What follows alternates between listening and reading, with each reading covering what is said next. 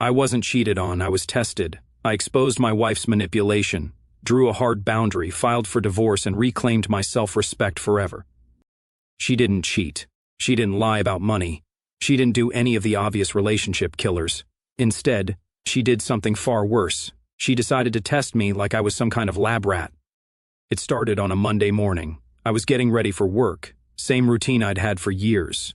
Coffee first, shower, then breakfast while checking emails. My favorite mug sat on the counter, the one she bought me for our second anniversary. Simple white ceramic with "World's Best Husband" in faded blue letters. Nothing fancy, but it meant something. I was reaching for it when I heard the crash. She was standing there, pieces of my mug scattered across the kitchen floor, looking at me with this weird expression I couldn't read. Not apologetic, not shocked, just watching.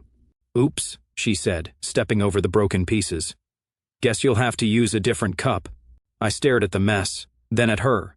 That was my favorite mug. She shrugged, already moving toward the coffee maker like nothing had happened. "Relax, it's just a mug. There's like 10 others in the cabinet." Something felt off, but I figured maybe she was having a rough morning. We all have those days where everything seems to go wrong. I grabbed a paper towel, cleaned up the pieces, and used a different cup. No big deal, right? Work was busy, so I didn't think much about the mug incident. Around lunch, I texted her about dinner. We had plans to try that new Italian place downtown, something we'd both been looking forward to all week. Her response came back fast, changed my mind. "Let's just order pizza." I called her. "What happened to the Italian place? I just don't feel like going out anymore." "Pizza's easier. But we made reservations. You were excited about trying their osso buco. Plans change. It's not that serious." She hung up before I could respond. By evening, I was starting to feel like I was walking on eggshells. The mug, the dinner cancellation, nothing huge individually, but together they felt deliberate, like she was testing my reactions. We ended up eating takeout pizza in front of the TV. I tried to keep things normal, talking about my day, asking about hers. She gave short answers, scrolling through her phone while barely acknowledging what I was saying. "You should probably change before we watch the movie," she said during a commercial break. I looked down at my shirt, the blue button-down I'd worn to work. Nothing wrong with it. "Change into what?" "Something that doesn't make you look like you're trying too hard. You always overdress when we're just staying home." I just got home from work. "This is what I wore to the office." She rolled her eyes. "Exactly. We're not at the office. You look ridiculous wearing that to eat pizza and watch Netflix." I'd worn similar clothes around the house hundreds of times. She'd never complained before, but something in her tone made me pause. There was an edge there, like she was pushing to see how I'd respond. "I'm comfortable in this," I said calmly. "Fine, look overdressed if you want. I'm just saying it's weird." The rest of the evening passed in this strange tension. Every conversation felt like she was waiting for me to react to something, like she had some kind of agenda I wasn't aware of. When we went to bed, she turned away without our usual goodnight kiss. I lay there staring at the ceiling, replaying the day, the broken mug that felt too convenient, the canceled dinner she'd been excited about, the criticism of clothes she'd never had a problem with before. Each incident alone meant nothing, but together they painted a picture I didn't want to see. Was she testing me, seeing how much I'd take before I snapped? The thought seemed paranoid, but I couldn't shake it. Something had shifted in our dynamic, and I had no idea why. I decided to give her the benefit of the doubt. Maybe she was stressed about work, or dealing with something she hadn't told me about yet. Maybe tomorrow would be different. I was wrong. Tomorrow would be worse. But I had no idea that by day 3, I'd discover exactly what she was doing, and more importantly, exactly what I was willing to tolerate. Spoiler alert, it wasn't much. Tuesday morning arrived with more of the same energy from the night before. She was already up when I woke, which was unusual since I'm typically the early riser. I found her in the kitchen, fully dressed and holding my car keys. "I need to borrow your car today," she announced without looking up from her phone. "What happened to yours?" "Nothing happened to it. I just want to use yours." This was new. We each had our own vehicles, and she'd never shown interest in driving mine before. Her car was newer, more comfortable, with better gas mileage. Mine was practical, but nothing special. "Okay," I said, grabbing my backup keys. "Just remember, it needs gas. The tank's nearly empty." She nodded absently, still focused on her phone screen. I took her car to work, which meant adjusting the seat, mirrors, and radio stations. Small inconveniences, but they added up. Around 3 in the afternoon, I got a text from her. "Your car is in the driveway." That was it. No thanks for letting me borrow it or explanation of where she'd gone.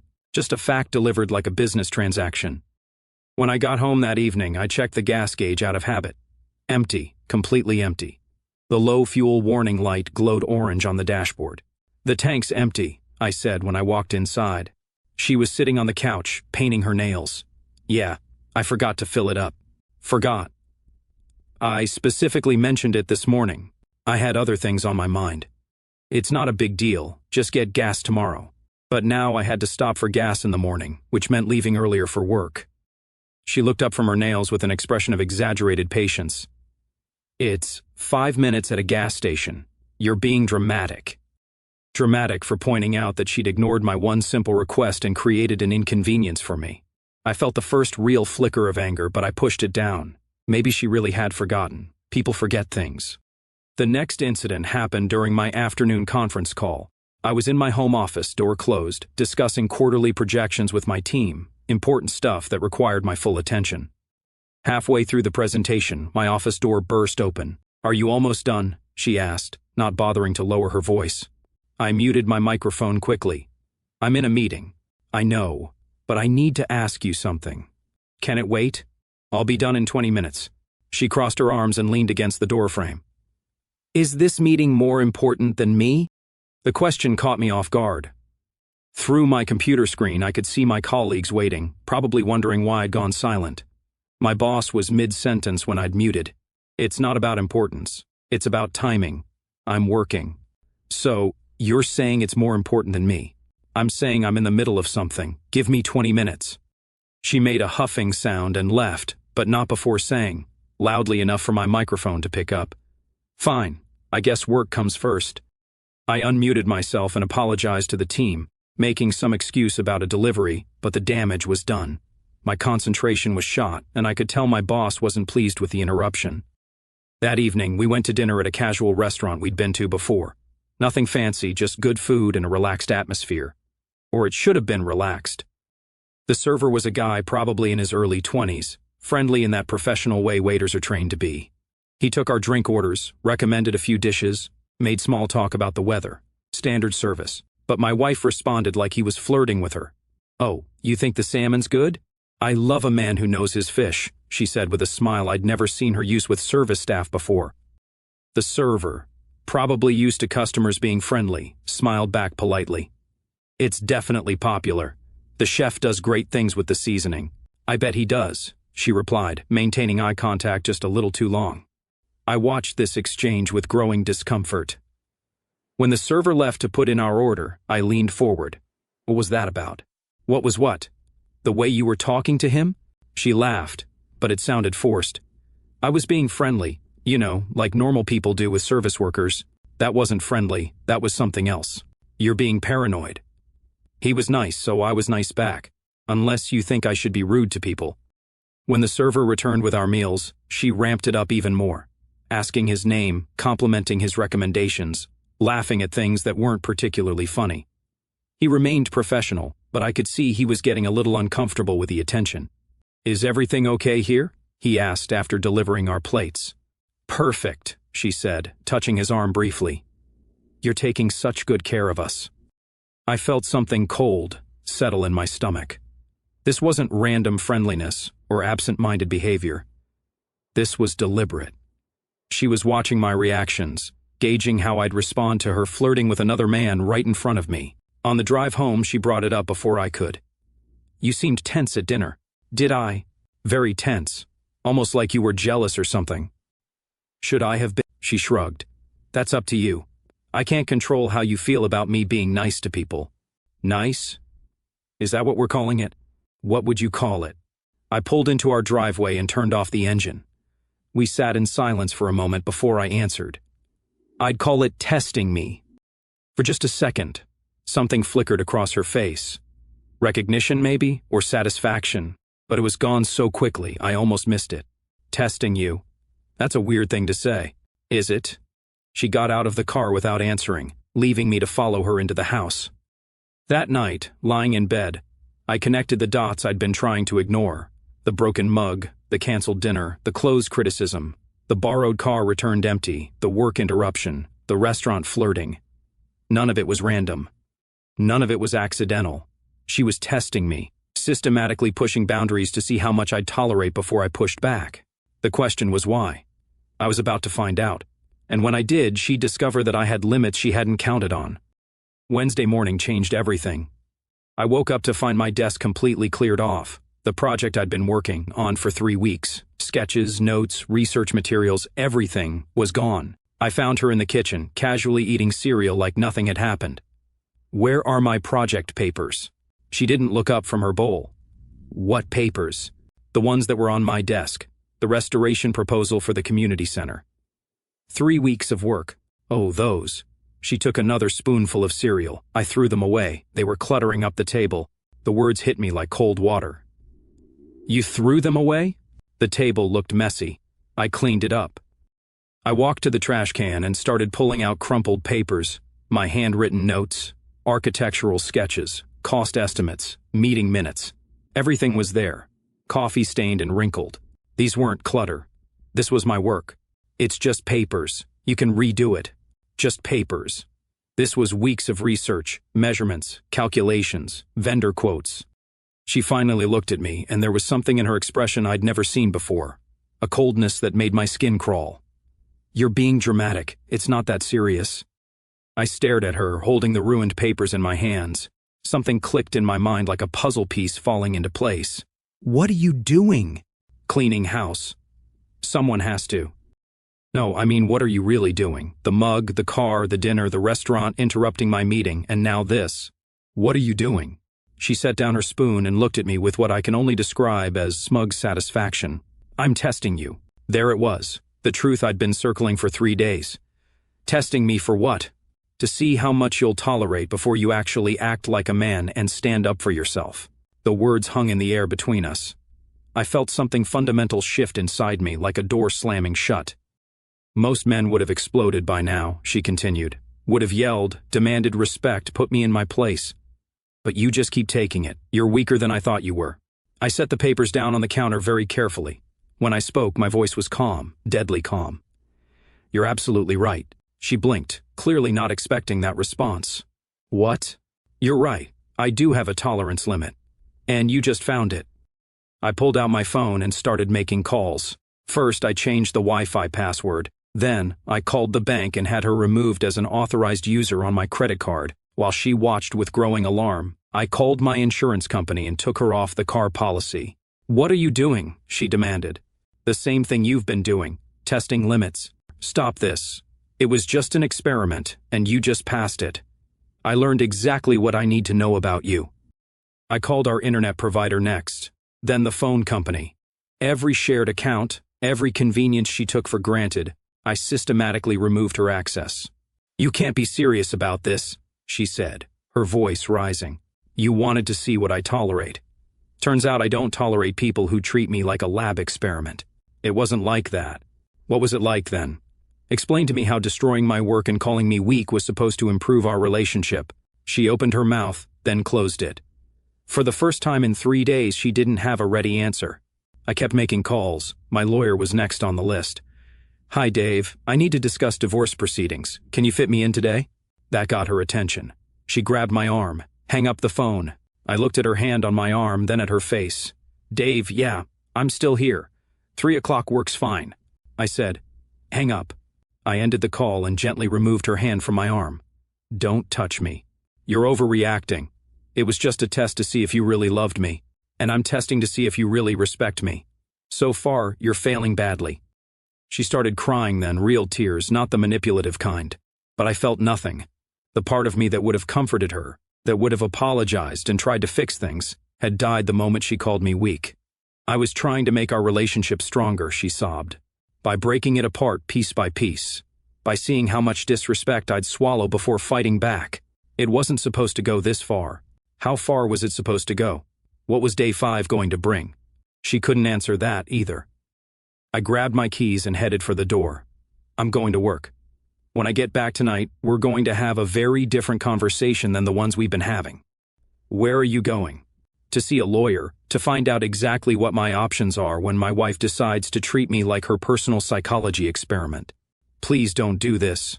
I stopped at the door and turned back to her. You wanted to test my limits. Congratulations. You found them. As I drove to work, I felt something I hadn't felt in years: clarity. For 3 days I'd been confused, trying to understand what was happening to my marriage. Now I knew she'd systematically disrespected me to see how much I'd take. The question wasn't why she'd done it. The question was what I was going to do about it. By the time I reached my office, I had my answer. The lawyer's office smelled like leather and old books. Dave had been handling legal work for my company for years, but this was the first time I'd needed his services for something personal. How long has this been going on? He asked after I explained the situation. 3 days of active testing. But thinking back, there have been smaller incidents over the past few months. I just didn't recognize the pattern. And she admitted it was intentional, called me weak for not standing up to her sooner. Dave made notes on his pad. That's actually helpful. Shows premeditation rather than spontaneous relationship problems. How helpful? In a no-fault state, it doesn't change the divorce outcome much, but it establishes a pattern of deliberate psychological manipulation that matters for spousal support discussions. I spent an hour going over my options, timelines, and what to expect.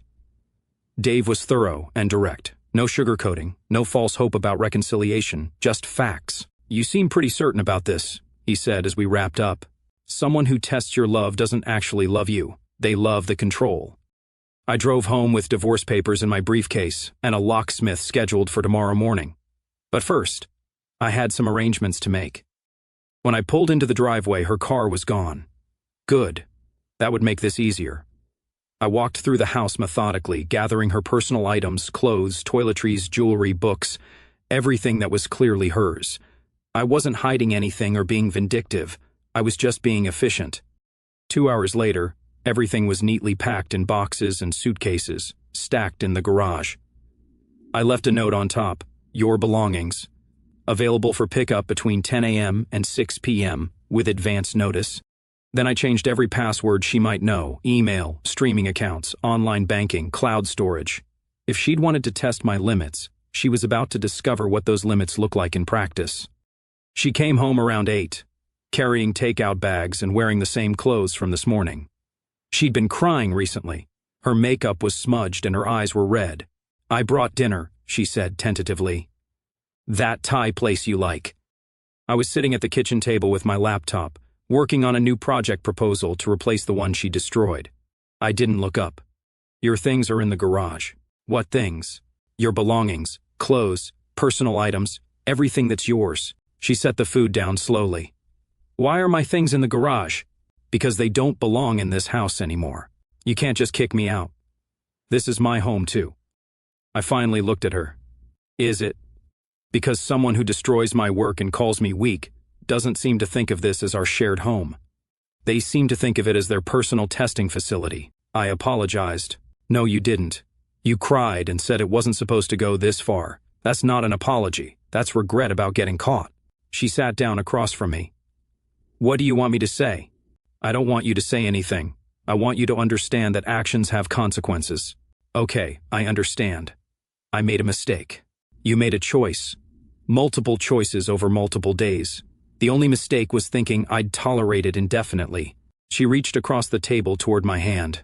I moved it away. Don't touch me. We can work through this. No, we can't. You tested whether I loved you enough to tolerate disrespect.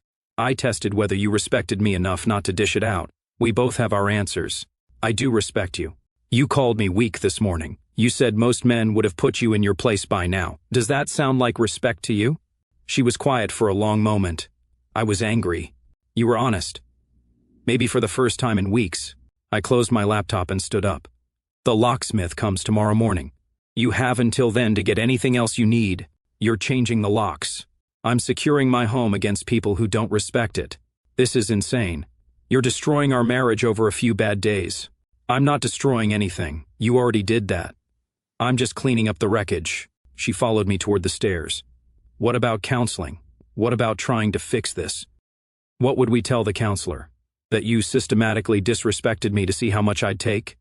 And now you're surprised that the answer is not much? We could say we had some communication issues. I stopped on the stairs and turned back to her. Is that what you think this was? Communication issues?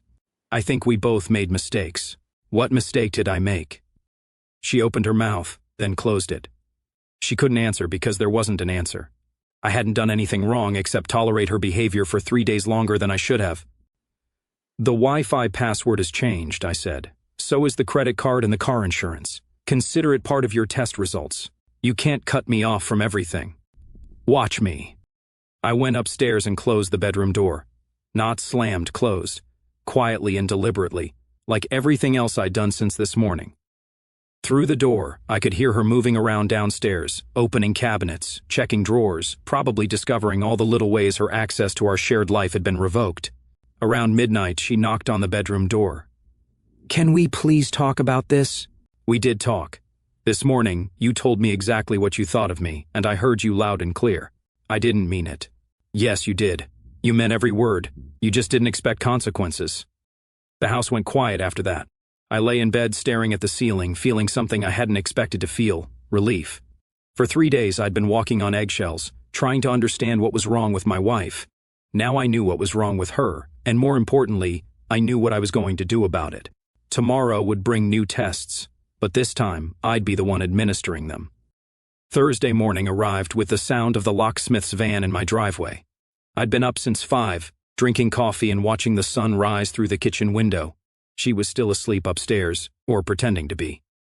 By 7:30, every lock in the house had been changed. New deadbolts, new knobs, new garage door codes. The locksmith handed me 2 sets of keys and a bill. Domestic situation? He asked quietly. Something like that. Good luck, man. Hope it works out. I thanked him and went back inside. She was in the kitchen, still in yesterday's clothes, looking like she hadn't slept much. The locks are changed, I said, setting 1 key on the counter. This opens the front door. That's it.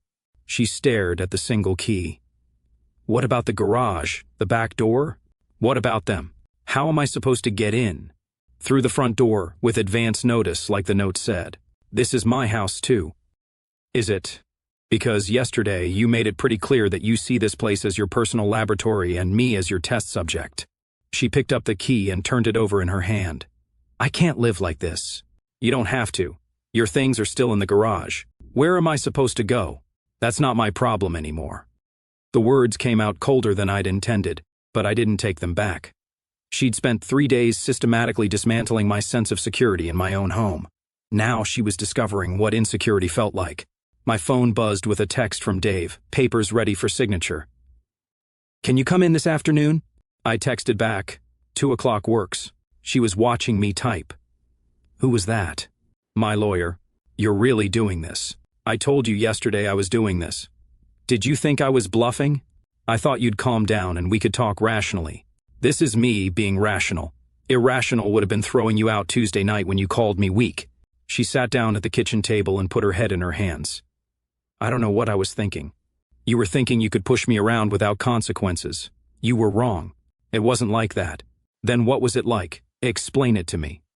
She looked up, and for a moment I thought she might actually be honest. I read this article about how to tell if your relationship is strong enough to last. One of the things it said was that couples who can handle conflict together are more likely to stay together long term. So, you decided to create conflict. I wanted to see if we could work through problems together, by destroying my work and flirting with other men. I know it sounds bad when you put it like that. It sounds bad because it was bad. It was calculated disrespect disguised as relationship advice. She was crying again, but this time I felt nothing. Not sympathy, not guilt, not even anger. Just a cold clarity about what needed to happen next. I can change, she said. I can be better. You had the chance to be better. Instead, you chose to test me like I was some kind of experiment. Everyone makes mistakes. Mistakes are accidental. What you did was intentional. You planned it, executed it, and when I called you on it, you told me I was weak for not stopping you sooner. She didn't have an answer for that. I grabbed my keys and headed for the door. I'm going to work. The locksmith left his card on the counter if you need anything fixed. What am I supposed to do today? I don't care what you do today. That's the point. At work, I threw myself into rebuilding the project she destroyed. It was actually easier the second time around. I knew which ideas worked and which didn't. By lunch, I'd recovered most of the lost progress. Dave's office was busier in the afternoon. I signed papers, reviewed documents, and listened to explanations about timelines and procedures. Everything felt surreal but necessary. "She's going to contest this," Dave warned. "They usually do when it moves this fast. Let her contest it. She can explain to a judge why she thought psychological manipulation was good for our marriage." When I got home that evening, her car was gone again. But this time, so were the boxes from the garage. She'd taken her things. I found a note on the kitchen counter, staying at my sister's. "We need to talk about this like adults." I crumpled up the note and threw it away. Adults don't test their spouses like lab rats. Friday brought phone calls, lots of them. She called 6 times before noon. I didn't answer any of them. She left voicemails that escalated from apologetic to angry to desperate. "Please call me back. We can work this out. You're being ridiculous. People fight sometimes. I'm sorry. Okay, I'm really sorry. Please don't do this." Her sister called too. "She's devastated. Can't you give her another chance?" She had chances. I told her 3 days worth of chances to stop testing me and start respecting me. She chose not to take them. She made a mistake. She made a choice. Now I'm making mine. Saturday brought a different approach. She showed up at my front door with flowers and takeout from my favorite restaurant. "I brought lunch," she said when I opened the door. "I didn't invite you. I thought we could talk." "We talked. You said I was weak." I disagreed. End of conversation. "I didn't mean that." "Yes, you did. And you know what? You were right. I was weak. I tolerated 3 days of disrespect before I finally acted, but I'm not weak anymore." She held out the flowers. "Please just let me try to explain." "You explained perfectly on Wednesday morning. You tested me to see how much I tolerate. Well, now I'm testing you to see how well you handle consequences. This isn't a test. This is our marriage. No, this was our marriage. What you did was an experiment. What I'm doing is damage control." I started to close the door, but she put her hand against it. "I'll do anything to fix this." "Anything?" "Yes, anything. Then go back in time and don't test me in the first place." I closed the door gently but firmly. She stood on my porch for 10 minutes, knocking and calling my name. I didn't answer. Sunday was quiet. No calls, no visits, no flowers. I spent the day working on projects, reading, and enjoying the peace of a home without psychological warfare. Monday would bring day 7 of her original test, but by then she'd have her answer. And more importantly, so would I. Monday marked day 7 of her original test. It also marked the day the divorce papers were served. I was at work when it happened, but Dave called to confirm delivery. Process server found her at her sister's house. She signed for the documents at 11:15 this morning. How did she react? He said she went very pale and asked if this was really happening. When he confirmed it was, she just nodded and closed the door. Good. She has 30 days to respond, but based on what you've told me, I expect she'll want to meet before then. Dave was right. My phone rang at 2:30 that afternoon. "We need to talk." Her voice was different, smaller somehow. "We've talked plenty. Not about this. Not about divorce papers. What's there to discuss? You tested my limits for 7 days. I tested yours for 4. We both learned something valuable. I learned that I made a horrible mistake. You learned that actions have consequences.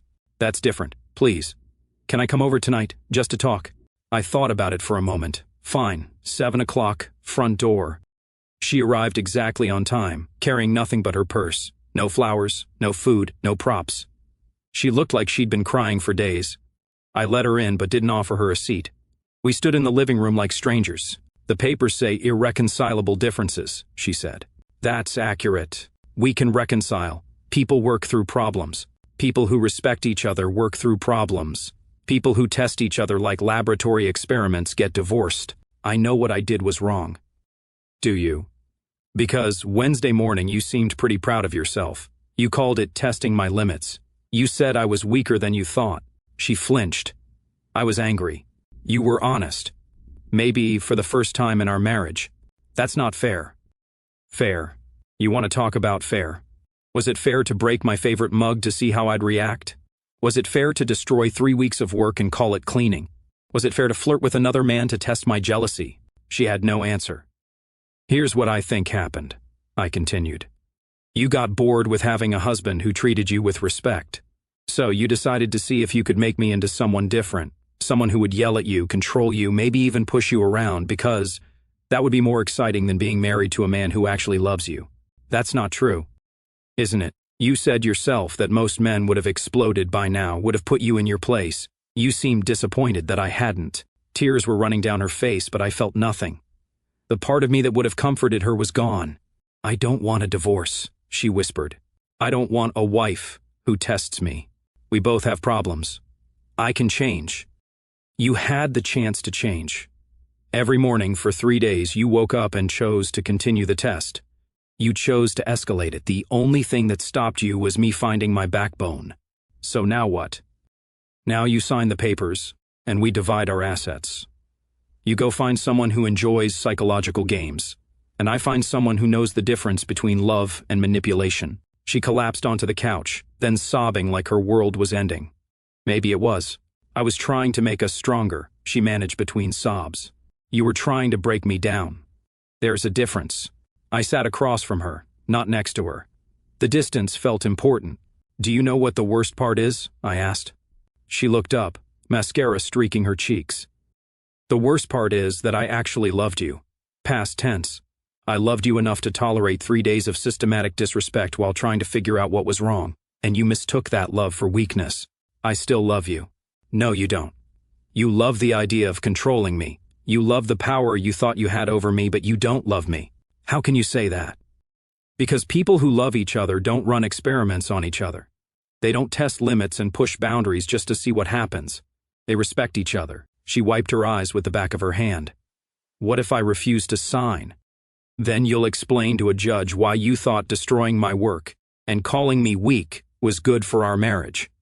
I'm sure that will go well for you. You're different. You're right. I am different. I'm a man who knows his worth now. Thanks for teaching me that. She stood up slowly. This is really it. This was really it on Wednesday morning when you told me I was weak. Everything since then has just been paperwork. At the door, she turned back one last time. I hope you find what you're looking for. I already found it. Self-respect. Turns out it was here all along, just buried under too much tolerance for the wrong behavior. She left without another word. 3 months later, the divorce was final. 6 months after that, I met someone new. Someone who didn't need to test my love because she could see it in how I treated her every day. Someone who showed her love through respect, not manipulation. My ex-wife heard about the new relationship through mutual friends. She called once, asking if we could talk. I didn't call back. She had tested my limits and found them. The test was over, and she had failed. There were no retakes, no extra credit, no appeals process. Some lessons can only be learned once, and some lines, once crossed, can never be uncrossed. She wanted to know how much I'd tolerate. Now she knows the answer was 7 days, and not 1 second more.